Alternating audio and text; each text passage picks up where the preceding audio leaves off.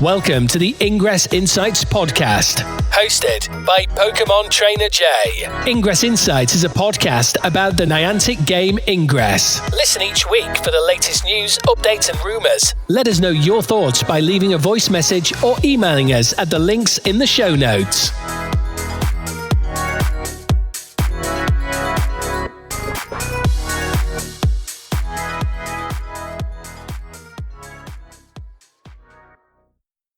Additional intel available. Hello agents, you'll either listen to this episode on the 9th of November if you're listening on Patreon, or the 16th of November, hopefully, if you're listening on the regular podcast feed. This episode is the interview with Brian Rose, who's the Game Director of Ingress, as I hope many of you know. There were over 125 questions submitted, so we only had about an hour, so didn't have time to go through them all. So I've tried to do my best to compress everything down and get as many of the core of the questions to Brian as possible. So please don't be concerned if you don't hear your question. It's something we'll probably pick up again with Brian in the future. That being said, hope you enjoy it and hope we've got many more of these to come, and hope you enjoy year 13 of Ingress. So I'll let you get into the main meat of the episode now and hear Brian and me talk all about Ingress. Hello agents, welcome to a special section of the Ingress Insights podcast. For this section, to celebrate year 13 of Ingress, we have Brian Rose on the show to go through a few questions with and just generally chat about Ingress. So I'd hope that everyone who plays Ingress knows who you are, Brian, but if not, do you want to introduce yourself? Sure. First, thanks so much for having me, and thanks to all the agents for sending, I think it was 126 different questions. I'm not sure we'll be able to go through all of those in this first hour, but yeah, I'm really looking forward to answering the questions from the agent community. Great, and as you said, lots of questions. I've tried to narrow those down to like 5 to 8 questions, so you may not hear your exact question asked, but I'll go through, and what I'll do at some point is go through the whole list that was asked in a separate episode and see if we can, I'll just discuss those at a future point. As you will know, hopefully agents, Ingress is now split off and it's part of a separate company, so there's a Scopely spatial split, so all the games like Pokemon Go, Monster Hunter went to Niantic under Scopely, whereas Ingress and Peridot and Scaniverse stayed with Niantic under Niantic Spatial. Niantic Spatial's mission has changed a bit, so they're now an AI and mapping company. So I just want to ask you first of all, Brian, how Ingress fits in with that, because it's a game more than a game. So how that fits in with Niantic Spatial's vision and goals. So I would say Niantic Spatial's mission continues to be that how we started the Niantic project originally back at Google, where we really were trying to figure out how do we enable more adventures on foot with friends. Niantic Spatial has shifted our focus more specifically towards artificial intelligence and robotics. A lot of it is around how do you help cameras see the world the way that people do, or how do you help machines see the world the way that people do. And some of the ways that Ingress has helped with that is both all of the portal scans, all of the overclocking that agents are doing is helping harden that technology, but it's also helping us build that map. I would say at a more, I guess, like spiritual level, it does feel like Ingress continues to be the kind of heart and soul of Niantic Spatial, and of a really good reminder of where we started from. Ingress was Niantic's very first game, and also where we saw such great traction with the player community. And I think it's that connection that we have with the Ingress agents that we want to continue even in this new iteration of things. So yeah, we're now part of Niantic Spatial's Spatial Solutions Group. So inside of Niantic Spatial, there's a few different enterprise AI things we're looking into, things like the large geospatial model. One of the use cases that we're looking for or looking into is immersive entertainment and experiences, and that's where Ingress fits in. So you've got Ingress and Peridot. Peridot's primarily working on how do we move Peridot from kind of the mobile form factor into wearables. And then Ingress, as now going into our 13th year, our goal is how do you make Ingress into truly a forever game? So how do we turn it into something so sustainable that we can continue it, as long as we can. But yeah, that I would say that's basically how we fit in with the enterprise AI startup is heart and soul of the company, continue to help provide contributions to the map. I know we'll touch on this a bit more, but I'm also very passionate about the 2D map as well as their 3D map. The 2D map being our Operation Portal Recon and how we can help crowdsource edits and help improve the quality of that map. But all those little pieces combined, I think, yeah, we're super excited to be part of Spatial because it enables us, I think, to be a bit more flexible. We don't have some of the same restrictions that we did when we had those other much larger games in place. There are also challenges that come with that because we don't have all those Poke coins coming in. But I would say, we've been in Niantic Spatial now for about four-ish months, 4 or 5 months. And yeah, I've been super impressed with not just the projects that other teams inside of Spatial are working on, but also that we've been able to continue Ingress with the team size that we have, the resources that we have. And yeah, really looking forward to starting off year 13 with some exciting new changes. Sounds exciting. And you mentioned obviously about the community of agents, and I was thinking about where you do see a large community of agents at Anomalous.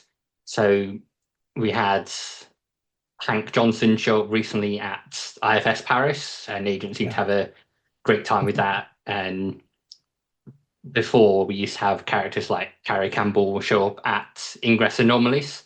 So I just wondered if this is the start of that kind of process of seeing character actors back at events. I would say this one was more of a serendipitous coincidence. So I should say Hank Johnson had absolutely nothing to do with what happened at the Louvre. It also was another different kind of coincidence. But yeah, Hank was already specifically in Paris. I think he's doing the different kinds of things that Hank Johnson does. And then he had reached out and said, year 13 is coming up. I'm so excited about being here in this city, but the project that he was working on, it did give him that opportunity to be able to connect with Ingress agents while he was out there. I do hear that, the feedback from players, the requests from players about how do we pull the story back into the game? How do we have those moments like we had in the past where you could connect with a Hank Johnson or, one of the characters from the story? I think that was a big part of early Anomalies where you weren't just battling over who's going to win or lose based off the points of the event, but also agents helping direct and steer the direction of which way the Ingress story universe or the narrative was going to head. So we are exploring how do we bring some of those elements back, but also how do we do that at scale? The hard part or the challenging part is with Hank in Paris, we were kind of lucky because he was already over there. He's already, doing a project, in the city. But sending actors around the world or hiring actors, hiring writers, hiring, camera crews, audio crews, that has been a bit difficult to do just in terms of basically financials. So trying to figure out, I would say, how do we bring those back at scale? Also, I'm curious about how we can enable agents to help us continue sharing those stories. There was an agent-led Ingress report, which I thought was phenomenal. It was super exciting to see. Very good. Even this podcast where, you're putting content out there for other agents because you're passionate about Ingress. And again, thank you for extending the invite repeatedly. I'm sorry I dragged my feet on coming onto your show. But I would say trying to find those reasons or trying to find those ways to bring the story back into the game. It is top of mind. It's just we haven't quite figured out how to crack that nut yet, but it is on the radar. I think we'll get there soon. A lot of what we've been working on up until this point is how do we get Ingress into a sustainable place? We are a smaller, leaner team, and that does actually help a bit in terms of that side of the house. So it is something that we want to explore. I think the Hank Johnson thing was mostly, coincidental, but if there are other opportunities like that, yeah, I'd love to figure out how do we weave more story back into the game so that there's additional reasons of, why should I fight in this anomaly? Why should I fight in this global op the faction versus faction does mean so much, but I think also having that additional narrative layer would be, yeah, just the extra cherry on An top. extra boost to people. Yeah. Yeah. And then thinking about anomalies, it's a bit of a difficult balancing act, I imagine, from your side as well, because, for example, Enlightened have had quite a streak of wins recently, and then that's disheartening for Resistance on the flip side. And like you said, agents are asking for a bit more recognition or lore changes, like character fates being changed from Anomalous. And we spoke just today on Blue Sky about the kind of theme of year 13 and the events going forward. So Yeah. I'm wondering how that'll be in 2026 after Plus Beta ends. Yeah. I would say right now it would be better, I think, if we were planning, I think, further ahead. Right now, we're kind of going quarter by quarter in terms of the theming for each story. What we try to do with this 2025 through Q1 or January through March of 2026 series was lay out between plus alpha, theta, delta, beta, and then the next series that they were all meant to be one cohesive story. Those different names they tie back to brainwaves. So you have like your delta wave, your theta wave, and then how that effect basically might interplay with, you know, the effects of mind hacking or mind units and Mind you, creating yeah. fields. But we didn't quite connect all of those threads. I think trying to figure out, there's some agents that really, they're quite passionate about the narrative. They're quite passionate about the characters. That's also one of the ways that the game kind of supports itself, is through all those, you know, character medals or person of interest medals. I think it makes those more important to people if there's story behind them and you have reasons to care about those characters. And then there are other agents that they just want to battle. Yeah, They I just don't care about the yeah, story. I want to blow stuff up, I want to build things up.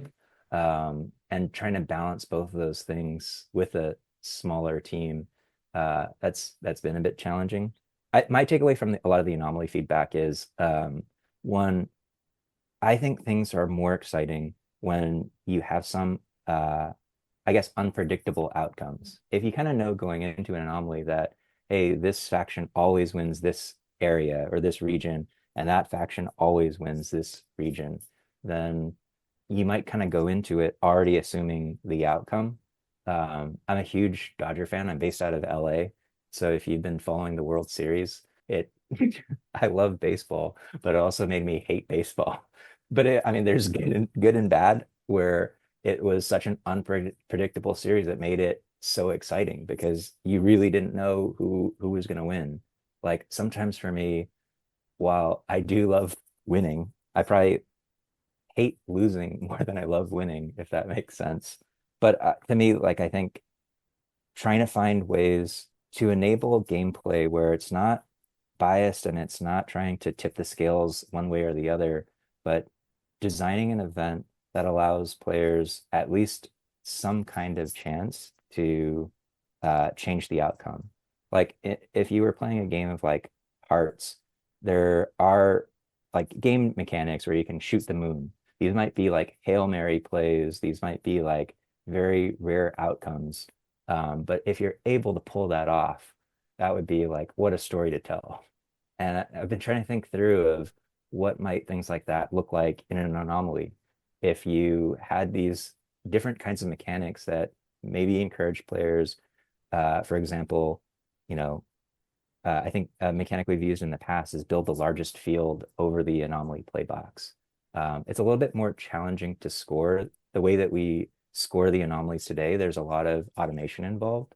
But if there were those types of things that could introduce new gameplay elements, new strategic elements that also potentially could, you know, be worth enough points, they'd be super difficult to execute, but if you pulled it off, you might change the outcome of that site. You might change the outcome of, you know, the series, or even if you didn't, you'd probably still have a story to tell. Man, we were this close, or we hiked that, you know, that mountain, or we rented that helicopter, or there's those kinds of stories that I think sometimes the other folks that are part of spatial that are kind of monitoring, what is Ingress doing inside of Niantic Spatial and how are we helping contribute? They do ask us about, some of these Reddit posts or stories that we're telling of, yeah, like just last weekend we saw players rent a helicopter and fly out to take a portal. They did what? Those kind of stories I think are pretty impactful. I would love to find more ways to have players have those heroic moments. Not that those things should happen every day all the time, but that's I think why I like the anomaly so much. And then trying to figure out how do you break out of that just routine or that expectation of this is what's going to happen because this is what has always happened. It's just super, super difficult to figure out. Yeah, so we're still looking into it, trying to figure that part out. And then I think you touched on recognition. So I just had a meeting with their team yesterday talking through there has to be more than just the enlightened one or resistance one. So what are the different things we can do, whether that's potentially affecting like colors that are visible in the game for a temporary period, or there also, I think at the Japan AMA, there were questions about, hey, the resistance players got an Osiris medal. There was an Osiris glyph sequence. Yeah. Is there going to be something like that for the Enlightened? I don't think I was around when that Osiris sequence event was happening. And I've been asking the team just to kind of give me more context of how did that work and like what were the mechanics behind I'm it. sure the Ingress Reddit will give you plenty of context after this. There's absolutely a lot of agent feedback about it as well. But our team's feedback was the challenge about it was, at least the way that I think I understood it, was trying to make a reward without having first announced it is going to make at least half the player base upset. And I think right now we already have a situation where, at least on the Enlightened side, they are curious about, hey, we've won so many of these, and shouldn't we get some sort of recognition? So we are discussing that actively, trying to figure out how do we resolve those. But I think one takeaway was, yeah, maybe one, we need to first announce what those changes are going to be or what those rewards are going to be, and then apply those versus try to do it retroactively or here's, because of the things that have happened in the past, Is the then thing you this is could what we're going to achieve do. kind of thing. Yeah. Yeah. So yeah, we're still actively talking about it, but uh it's hard. I think trying to figure out, especially because we have, a very near 50-50 split in the player base. Yeah, Um you see that in global ops and everything when it's like 49.2 versus 50.8. And yeah. one thing I want to mention, you talked about like moments that could change what happens at the anomaly. I think was that the point of something like the covert caches where they're offered a little boost in an attempt to do that and try and change things a little bit. I know it's not a thing in anomalies currently, but it was in a previous Yeah. one.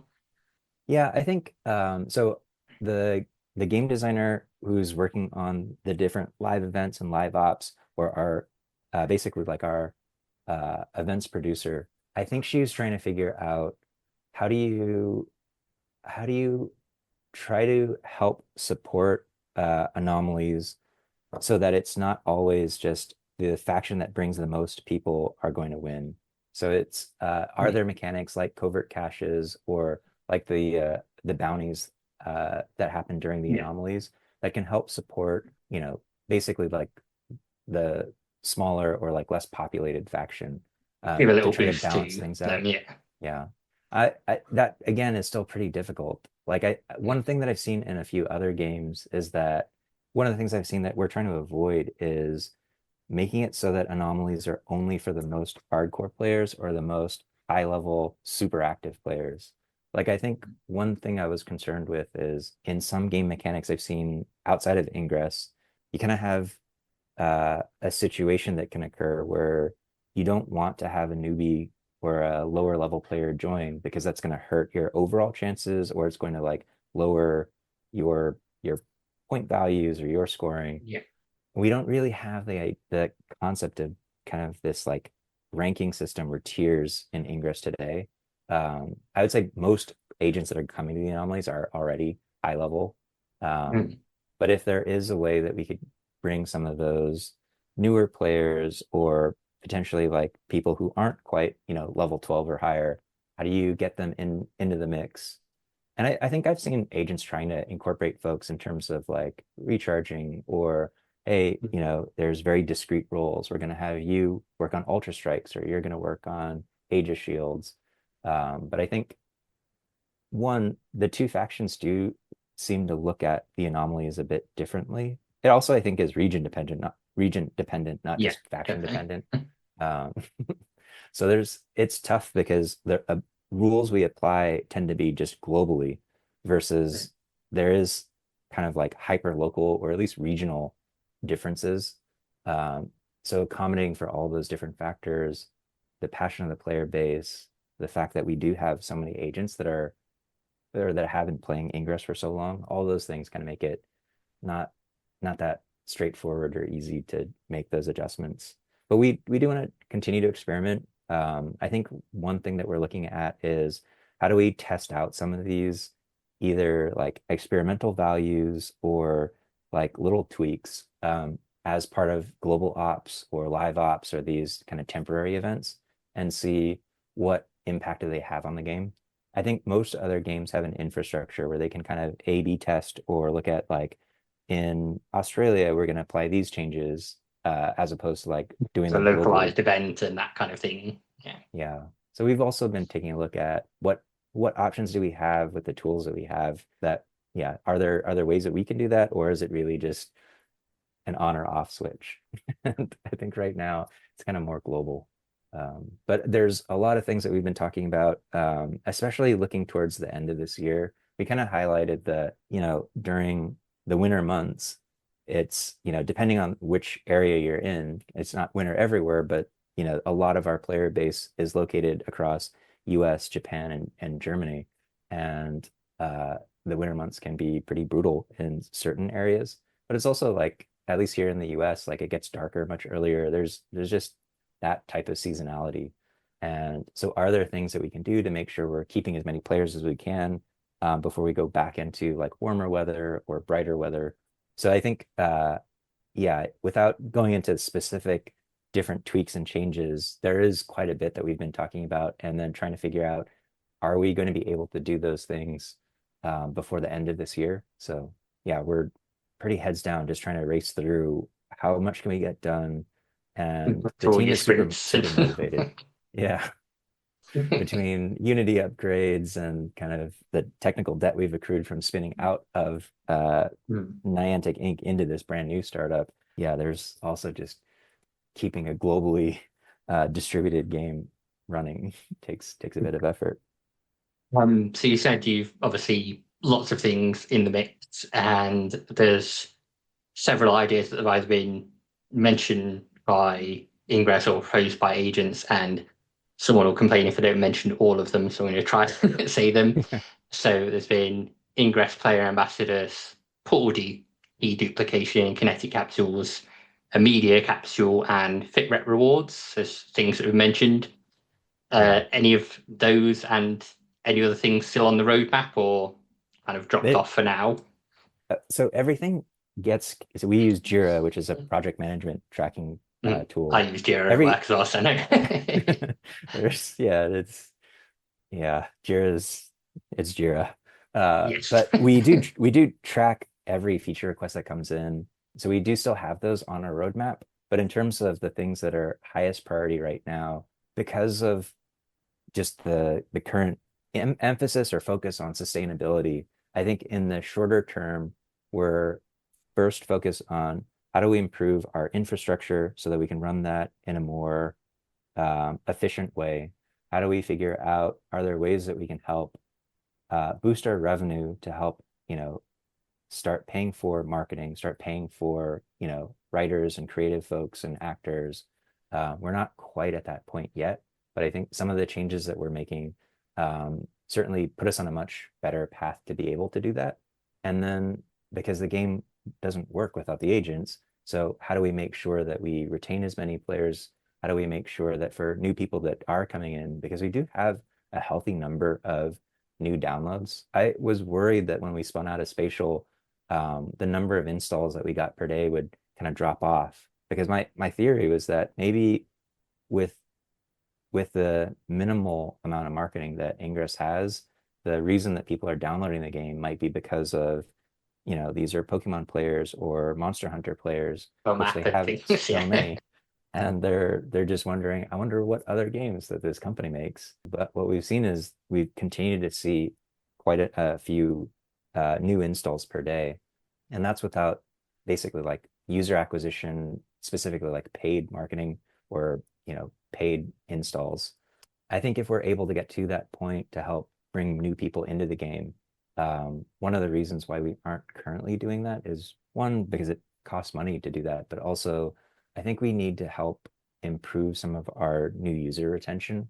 So if we were spending a bunch of money to get new installs, but then, most of those people end up leaving, and it's not a very great use of our resources. So yeah, that's where some of the emphasis on, we've seen gains with the dispatcher, the bounty system, where having those discrete specific goals of, hey, if you don't know what to do in this game, go deploy 4 mods, go deploy 8 resonators. We have seen these jumps. And I think the idea is, could we continue iterating on those so that we can help retain players for longer so that we can get them to level 8 and beyond? Like there's so many players that just get stuck in the Containing very early anomalies and stage. things.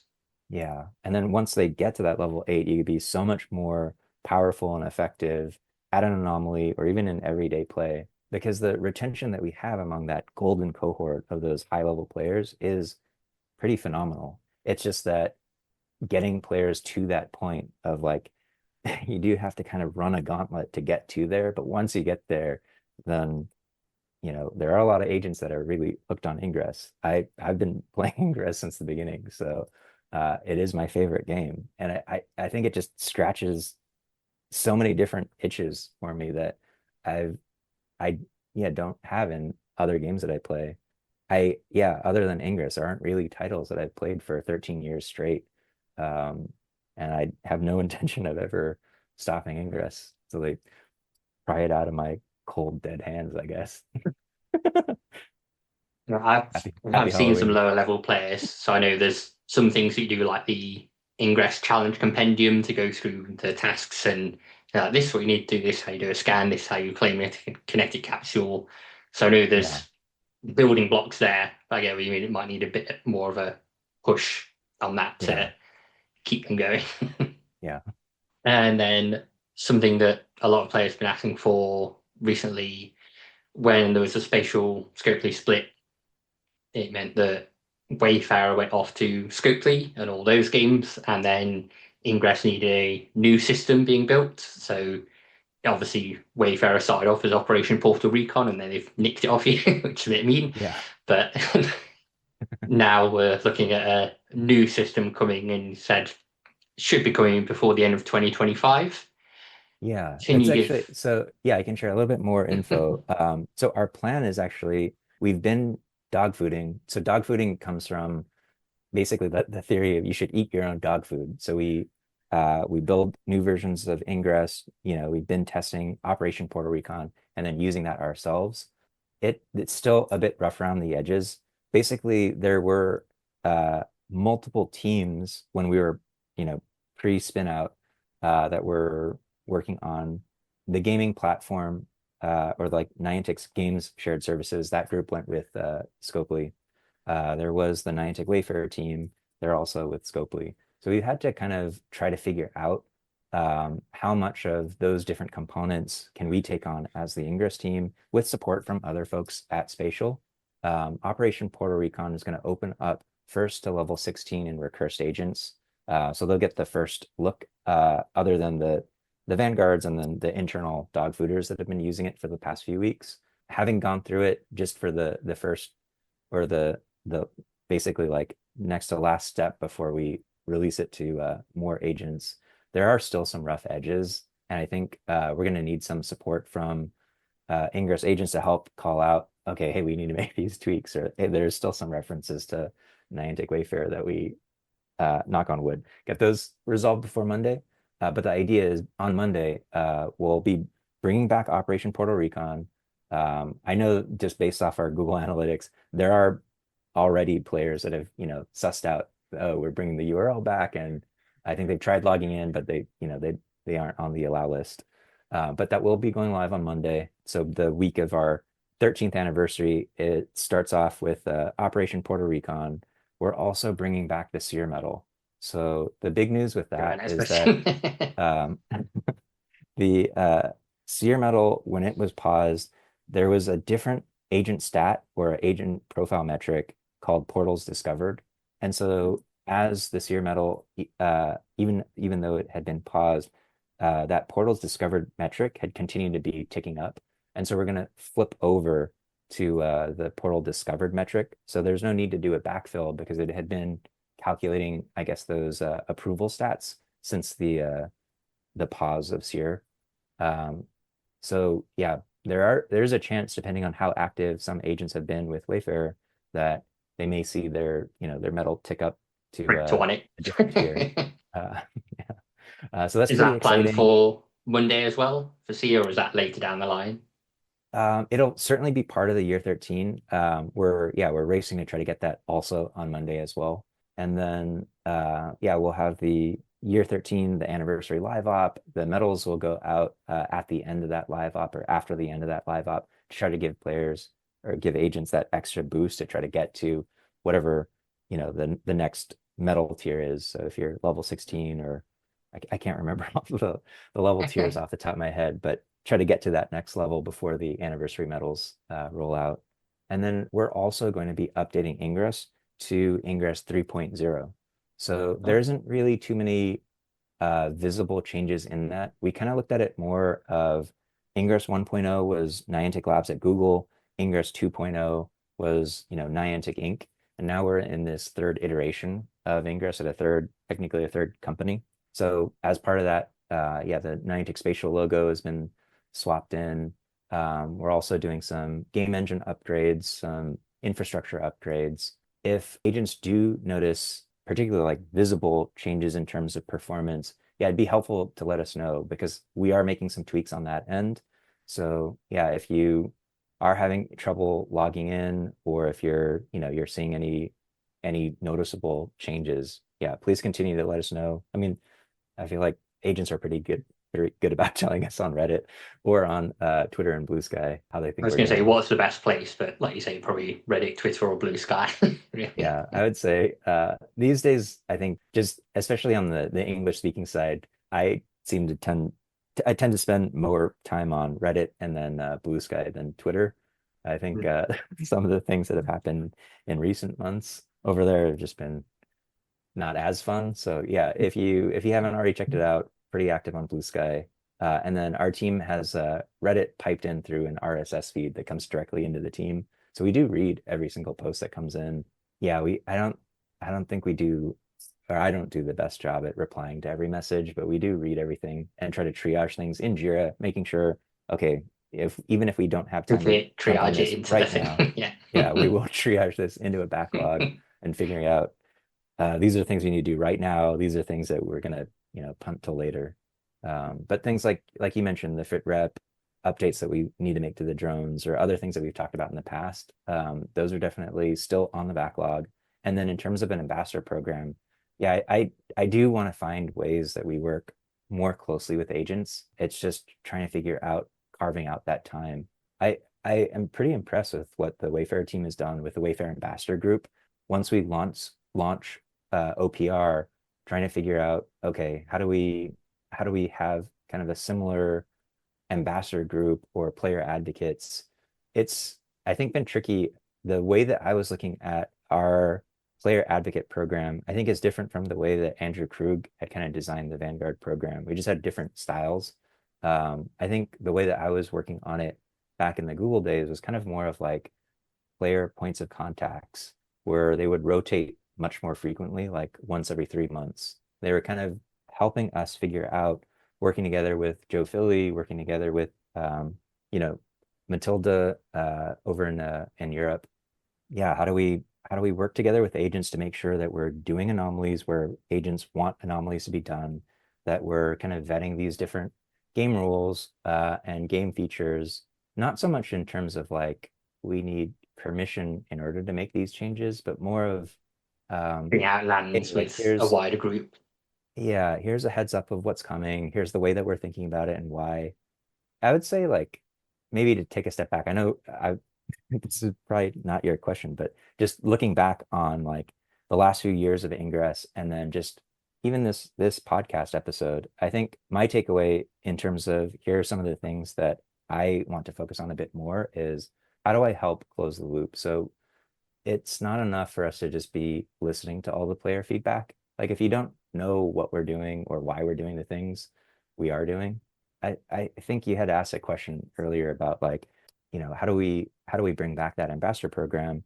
I think there's one way, which is like have something like the Vanguard program or a formal ambassador group. Agents are under NDA. The other way I think is maybe there's this more organic approach where we can just be accessible, that you can ping us on wherever, Blue Sky or on Reddit, and then we can try to respond and then fix those issues. Maybe that doesn't scale, and it is kind of tricky where we aren't working 24/7. But if we can just, try to help where we can, try to continue pushing Ingress in the right direction. There was at one of the Japan anomalies or marketplaces, they had done kind of this like AMA type setup, and someone had asked a question, not of me, but of the POC, and they'd asked about, hey, you're also, pretty active in the Pokemon Go community, and what's the difference between Pigo and Ingress? And that POC had kind of mentioned, on the Pokemon side, like they do love that game as well, but they probably aren't going to go and like hang out with the game director for Pokemon Go, or I think he wasn't even quite 100% sure like who even is that person, but he was saying, well, last night I got drunk with Brian and we were like hanging out in a bar and just shooting the shit about Ingress. And it is a very different kind of relationship that I think we have. I think that's one of the things that makes Ingress so special to me is you have a team of people who are working on Ingress. They're so passionate about Ingress and the Ingress player base. Like the people that are working on Ingress, I really think like it's such a talented core group of people that they could be doing whatever they wanted or running their own companies if they wanted, but they're all here because they love the game and they know how much the agents love the game. And just, this couple weekends ago, we had two of our team members go out to the Houston anomaly. Anytime that we're able to interact with agents it's always kind of rejuvenating. I know we'd see, the critical or the constructive feedback as well. We do read those messages, but yeah, I think there's nothing that beats just being able to connect with the agents and then kind of see firsthand, here's some of the things that, by having worked on this game or having been a part of this global community, these are the special things that we're making real or making happen. That's a good segue into um, our sponsor, Hulong Trans Global. So if you use my promo code 2025 Hulong13, I'm just kidding. I was going to say, obviously, for myself, obviously, I've got a Pokemon Go name in the thing about it years and years before Pokemon Go. And so I play that as well, but I also do the Wayfarer Ambassador program. So obviously, if you want any things from that and how I felt on it at my side and how that might help the program, I'm always happy to give you some feedback on that. Yeah, you would be an invaluable resource. I'll definitely connect with you after this episode. I think we've gone through the kind of main question. Oh, sorry, one more thing with Recon. So I mentioned about the SEA badge coming back. Recon also has an OPR Live badge. Is that going to come back? Because that was part of Wayfarer challenges in the last few months for it. So I don't know if we'll get Recon challenges, and that'll be part of how we get OPR Live in future. So I think if I remember right, I think Puja is running OPR Live as part of different anomalies or live events. That like if someone else should correct me because I don't think I was around. I think it was at live events and then it changed to be part of the Wayfarer challenges. So if you did like 500 reviews, you got an OPR Live badge tick as well. So I didn't know whether it would change back to just being anomalous or whether it'll be something you do in Recon to then tick up that badge, whether it's not decided yet. Yeah, I think I'll have to take a look at what exactly the context behind OPR Live and then how we were doing it more recently. I would say one thing we haven't sorted out yet the first step is just get OPR live, shipped, and then have agents start using it. But I do want to try to figure out, one of the challenges I've had previously is Ingress is 13 years old. The first iteration of portals that were added to the game, a lot of them came from historical marker database, HMDB, or Google Panoramio. So one of my friends was helping lead the Panoramio team. They were basically like a geotagged photo service, kind of like a Flickr or a Picasso Web or something like that. But it was an emphasis on Listen, I have no idea geotag what photos. Flickr is. Oh, Flickr, But they got acquired by Yahoo, but they were a photo sharing service. yeah. In any case, a lot of the early portals, they're still in the game. And some of those like public statues or those fountains or those, cultural locations either have moved or they may not exist anymore, but those portals remain. And I have seen, cases made about they serve as a kind of like time capsule. And we have had events like that in the past, especially like there was in Ishinomaki in Japan. Someone was telling us that after the tsunami and earthquake that happened there, like, the entire landscape changed. But because of the way that we had populated the portal network, the portals were still there. And so it kind of served as this way that you could kind of memorialize these places. I'm more in the camp of, I would love to see an accurate map of the world as it exists today. I think having that historical record is important, but I think if you want it to be a true digital twin, like the world is constantly changing, and I think our map needs to constantly evolve as well. And it's been really difficult to get portals removed that either aren't in the correct location where they should be, or those actual physical locations maybe have changed or moved or are no longer there. So finding a way to try to improve the quality of the map, not just add more quantity of portals to the map, is something that I'm trying to figure out. Once we get OPR shipped, how do we address that? I don't have a great answer today. I do think there's going to need to be some changes to OPR in terms of like the platform itself. I think there's some functionality that with the spin out, we basically had a snapshot of where Wayfair was at the time of the spin out. And so probably at this point, like Wayfair and their map looks or is starting to look significantly different from our map and then our tooling. And that will most likely continue to diverge over time.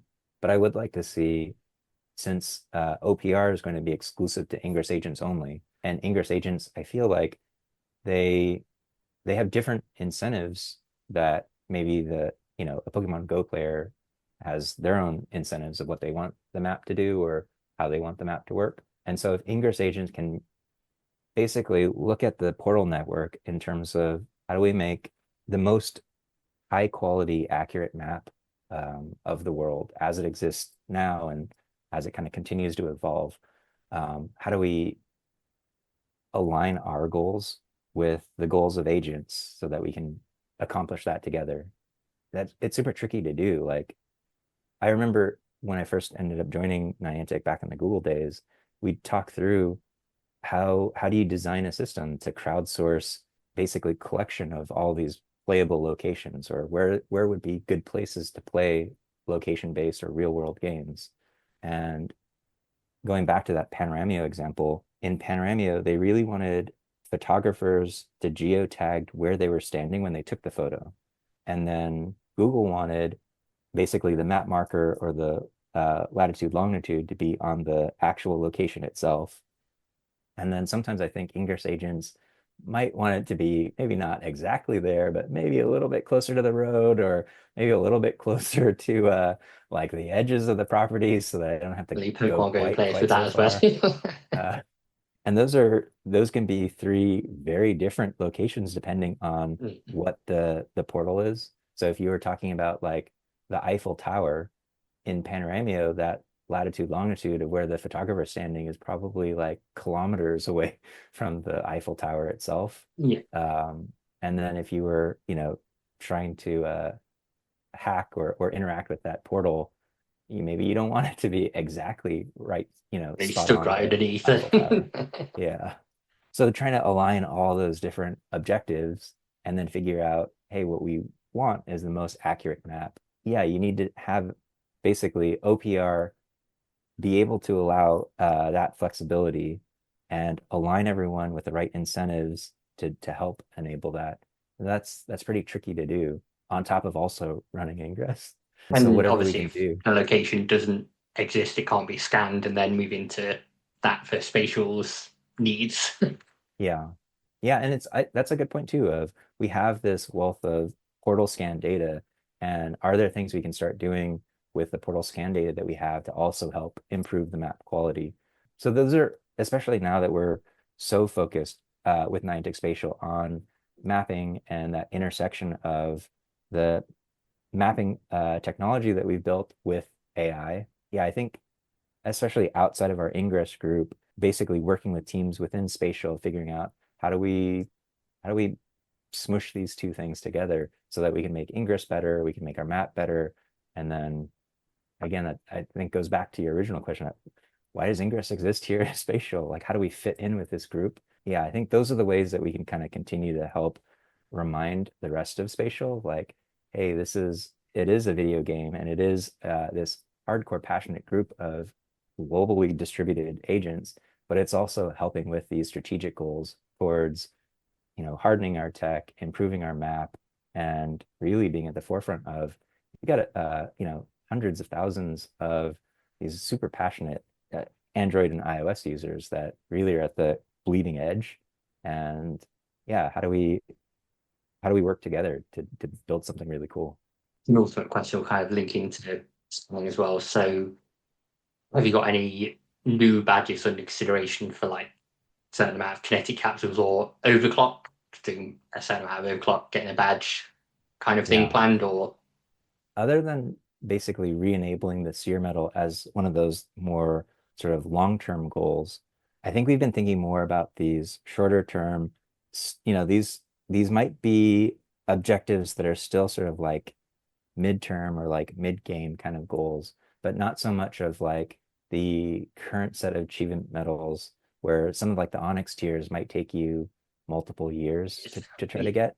So we've been focused in the shorter term on, yes, let's add more um, earnable achievement medals, but let's do it in a way that more agents might have access to actually like potentially getting themselves unbadge locked or not going seeing a to your bit lower more level visible players progression. and Yeah. So we are looking into not just things like the Spiderweb, the Halloween paid quest or the paid yeah, that's good. campaign, but are we able to also introduce other tiered medals to help, especially those like lower level agents that maybe they need another gold tier medal or something like that, and could they do that in potentially like months of active play versus years of active play? Because our hypothesis is that if we can help more agents see that progression sooner, then they might stay in the game longer and then level up to those higher levels and then go to those anomalies and contribute to OPR and do those other things. Just link to that. Sorry, before our final question. Obviously, Yeah. we have level 16 as the highest level. Has there been any thoughts on increasing that Not yet. recently? I've seen that some of the other Niantic games have slowly kind of ratcheted that up. Yeah, I think the way that we've been looking at it right now is, can we add more incentive for agents to recurse or recurse again? It The is, stars, uh, portals, and things like that recently. yeah. So yeah, I think before moving to like what is level 17 plus, I think we're right now more focused on how do we give more agents reasons to recurse if they're already at level 16, and then because there's so many just more of them, how do we get more of those agents to progress so they can get beyond a level 4, level 5 up to a level 16 or higher. My final question. So we're now obviously in the year 13 so of Ingress. Do you have a favorite moment from all 13 years and any messages to agents as we celebrate year 13? Why, it's this podcast, of course. That's why you should use my promo code 2025 IQ Tech 13. No, I mean, I honestly, it has been a real joy being on this podcast. And again, thank you so much for having me on. There's so many great memories, especially of all of those different meetups and anomalies. I would say one of my favorite memories, though, is probably like the first Ingress anomaly that I went to. It would have been South by Southwest. Man, that might have been 2013 or so. And there weren't that many level 8 agents. Power cubes didn't exist back then. It was not as, I would say, like organized or structured, both internally and even from, I think, the agent side, because we were all trying to figure out, how do these things really work? To be frank, I was just surprised that people showed up. Uh, I think at the first meetup that we had, there were probably like 25 agents came, and all of us were pretty shocked that anyone was there. But one of the first anomalies, yeah, I was in Austin, Texas, and I hadn't originally planned on playing. I was just going to be there kind of observing. But since there weren't that many level 8 enlightened players, someone asked, hey, like we're gonna get, we're gonna get, walloped unless we really have every person. So could you please, help at least for a little bit? And they put me in charge of a small squad of like I think it was probably three other guys, and we were kind of strategizing like in the minutes before the anomaly was supposed to start, and I saw this probably like college kid or something starting to walk up to us from across the street, and then he shouted over, "Are you all playing Ingress?" And then we all cheered, "Yeah!" And then the guy was asking, "What faction are you on?" And we said, "The Enlightened." And then he turned around and then ran the opposite direction. And as soon as he started running, I was telling the three other guys that we were with, okay, forget everything I just told you. We have to run after that guy. And so we literally just started, the four of us, chasing this college kid through the streets of Austin. And I mean, he was much more fit than at least me, but he gave us this great tour of basically like downtown Austin, running through like a motel parking garage and through a fast food drive-through, because he was really trying to lose us. And one of the guys that was, running with us, he was asking, what in God's name are we doing? Why are we doing this? What did this kid do? Why are we chasing this kid? People are going to think we're maniacs. And I was trying to explain the way that Ingress's XM works is that if one person goes first, they will basically consume or gobble up all the XM. But if we go as one pack, then all of us will share that resource together. And this is pre-Power Cube. So if his job is basically as a sweeper to basically consume as much XM as he can to deny us any XM. And if we run out of XM, especially because not everyone there was a level 8 agent, you're going to have a really tough time being able to like take over some of these portals. So we have to chase after him so that we're all in one kind of clump.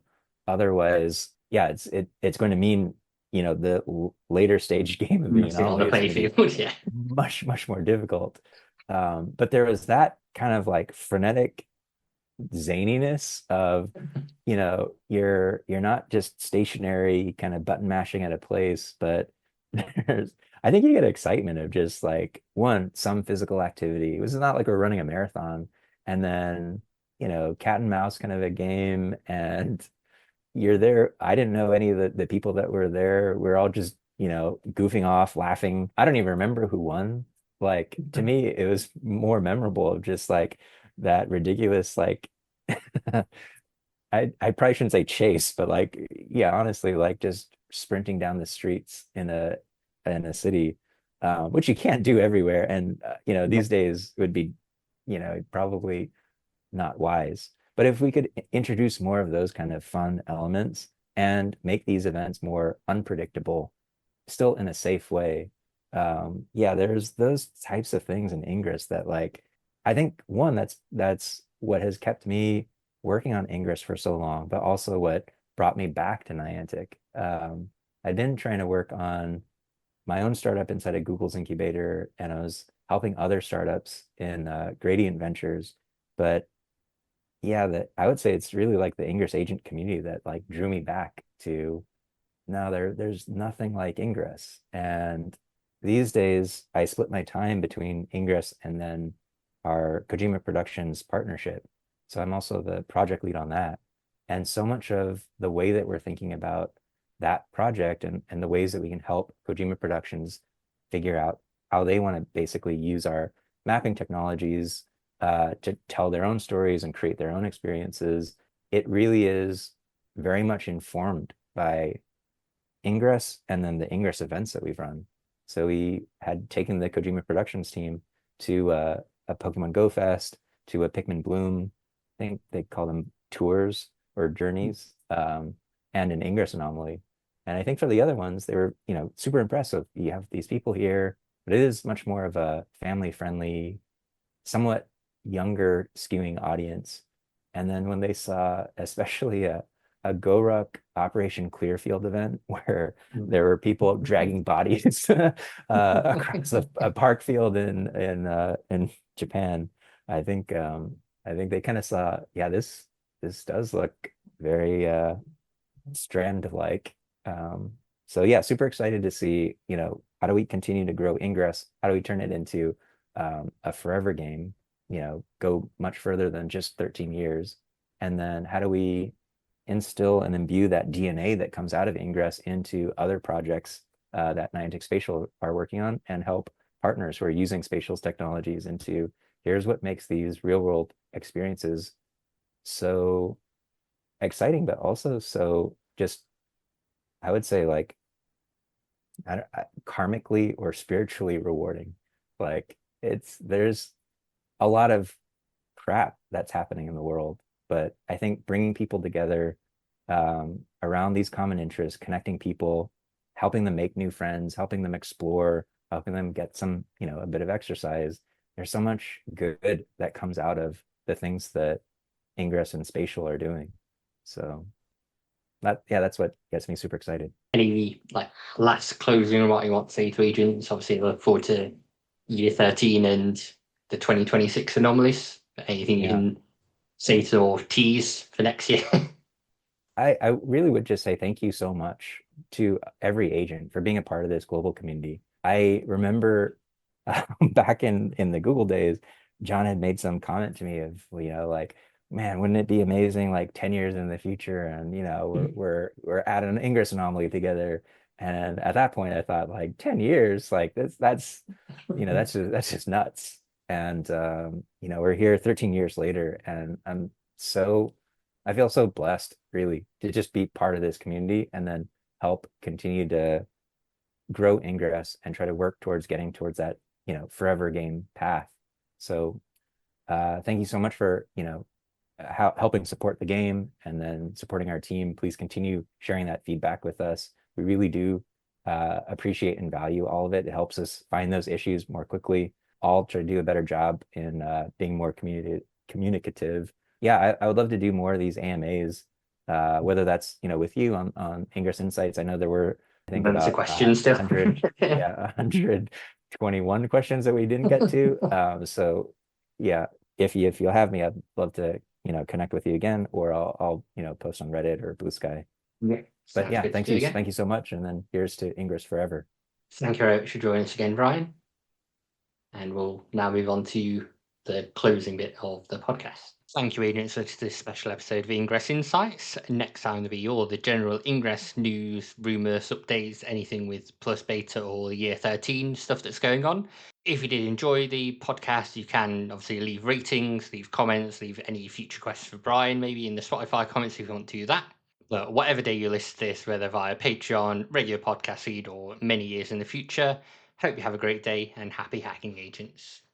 Thank you, agents, for listening to the latest episode of the Ingress Insights podcast. If you'd like to support the podcast, you can do that in a couple of ways. So the easiest way to support the podcast is via Patreon. So you can find it at patreon.com/Ingress Insights. And there's a free tier, a $1 a month tier, whatever that is in your local currency, and a $5 a month tier. You can check out what benefits those come with on the Patreon. One other thing you can do that's totally free that helps out a lot is rating the podcast on your podcast service of choice. So where you can leave a rating or leave comments, that always helps increase visibility. And then finally, you can follow us on various social media channels. We use most of them, but the best one to follow us on now is Blue Sky. So that's just ingressinsights.bsky.social. Search for Ingress Insights on Blue Sky, you'll find us on there. Finally, sharing the podcast with friends, family, other agents who want to listen and get updates, so it helps out and helps get interviews with various Ingress people or other game-related people to then increase visibility more. So anything you can do from those is great. Thanks again for listening, agents. Have a great day. Intel package transferred.